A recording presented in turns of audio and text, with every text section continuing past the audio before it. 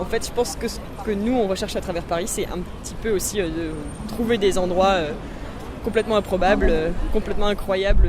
C'est assez inhabituel, quoi. Donc ça demande un temps d'adaptation. Ouais.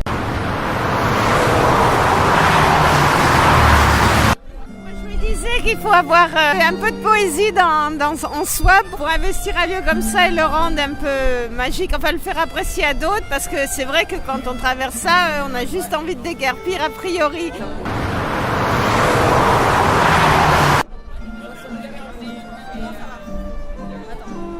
Si on n'était pas là, a priori, ce serait juste un non-lieu, quoi.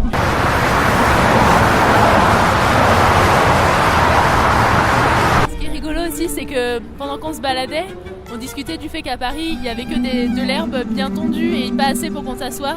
Et là, en fait, on est entouré d'autoroutes, mais on est dans un jardin, on est dans l'herbe folle, on a l'impression d'être à la campagne alors qu'on est quand même porte de Bagnolet et que je sais pas combien il y a de voitures qui passent à la minute autour.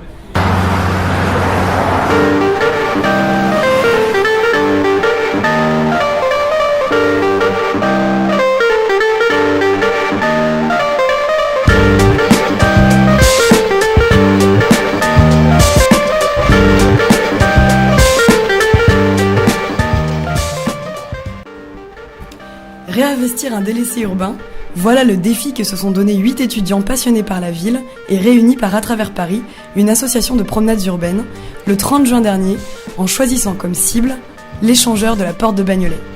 Guidés par l'idée que la découverte passe par le détour et le détournement, mobilisés par la possibilité de faire d'un échangeur un espace public agréable et par la volonté d'enchanter des lieux grâce à la création d'un événement festif, ils ont fait passer le message. Réinvestir un délaissé urbain pour en faire un lieu de convivialité, c'est pas si compliqué.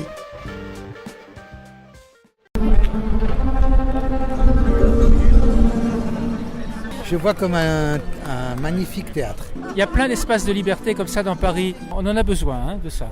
Là, par exemple, on a du coup les voitures qui tournent autour de nous, illuminées avec des lumières néons comme ça, alors que nous, on est au milieu d'une prairie assez champêtre. On fait de la musique. Voilà, se retrouver ici, voilà, je trouve ça même touchant. Oui, c'est touchant.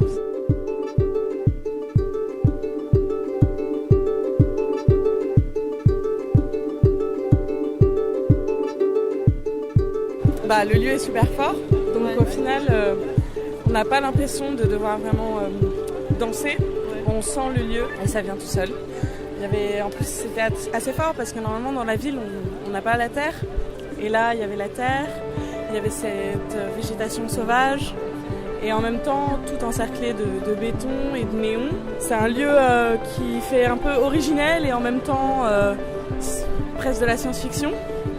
Et c'est très fort à danser. C'est un lieu très chorégraphique en soi déjà parce que c'est déjà une arena, c'est très rythmé.